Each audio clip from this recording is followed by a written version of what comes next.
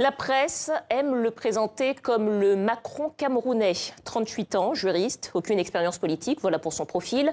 Il a tout de même décidé d'affronter à la présidentielle Paul Biya, 33 ans au pouvoir. D'ailleurs, c'est le plus jeune des 9 candidats retenus pour le scrutin du 7 octobre. Quelle est son idéologie politique? Comment compte-t-il remporter cette bataille? Cabral Libi, bonsoir. Bonsoir à vous. Vous êtes donc candidat à l'élection présidentielle au Cameroun. Bienvenue au Journal Afrique. Merci. Alors, votre visage est bien connu de vos compatriotes, vos intentions politiques beaucoup moins pour le reste des Africains. Si vous deviez résumer votre programme en 3 points, quels seraient-ils? D'abord, je vous dirais, tout de go, que ne pas avoir d'expérience de mandat électif ne fait pas de vous quelqu'un qui n'a pas d'expérience politique non plus. Mais je vous dirais que mon idéologie, celle que nous portons au sein du mouvement 11 millions de citoyens, au sein du Parti Univers, parce que ce sont les deux organisations qui se sont mises ensemble, le Parti Univers étant le parti qui nous a accordé l'investiture à l'élection, c'est l'idéologie progressiste qui est au confluent du libéralisme auquel notre tissu socio-économique n'est toujours pas préparé et de l'étatisme dont la forte prégnance est aujourd'hui hors d'époque. Nous sommes porteurs d'un projet de société qui s'intitule Le Cameroun qui protège et qui libère les énergies. Protection sociale, protection civile, protection alimentaire, les énergies, l'accès à la propriété, l'innovation, l'accès au développement, l'épanouissement du génie. Et cette idée-là a été structurée en 11 axes qui sont donc bien déclinés, bien développés dans l'ouvrage qui va être publié, mais qui peut également être consultable sur les réseaux sociaux, sur téléchargement, Play Store, comme on dit. Les deux régions anglophones du Cameroun connaissent un conflit meurtrier avec des revendications indépendantistes. Concrètement, pour vous, quelle solution? Une batterie de mesures. La première, c'est le régionalisme. Nous pensons que la crise anglophone n'est pas une crise séparatiste ou indépendantiste.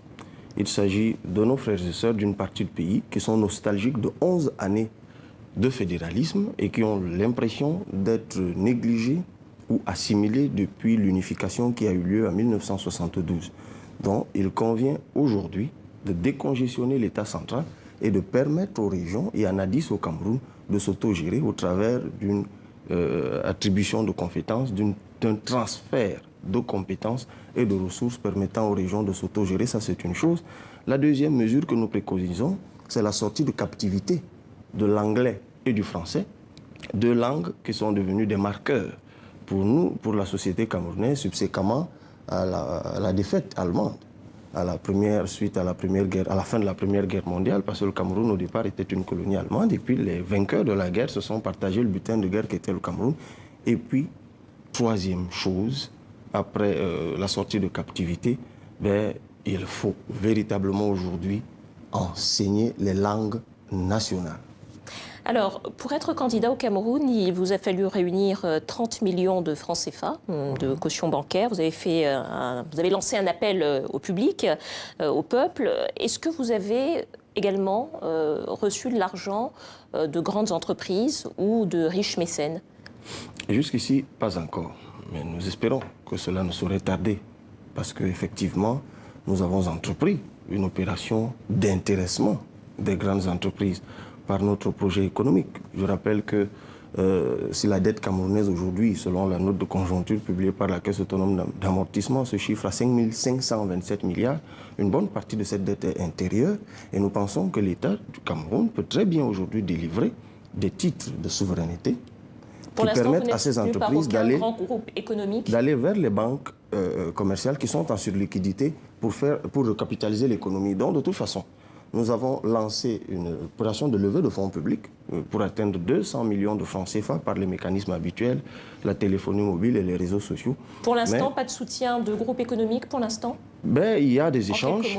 Il y a déjà des échanges avec des groupes économiques dans le sens effectivement de soutenir l'action politique. Mais vous savez, il faut qu'ils sentent bien qu'il y a une offre politique qui les rassure de ce qu'ils vont avoir une part active dans le redressement du Cameroun. En quelques mots, il nous reste peu de temps. Paul Biya, 85 ans, n'a officiellement jamais perdu une élection présidentielle. Est-ce que vous seriez prêt à accepter une candidature unique de l'opposition pour mettre fin à ces 33 années de pouvoir? D'abord, vous avez très bien fait de dire qu'il n'a pas perdu officiellement. Ce dont je peux vous rassurer aujourd'hui, c'est que Paul Biya ne peut pas gagner une élection au Cameroun.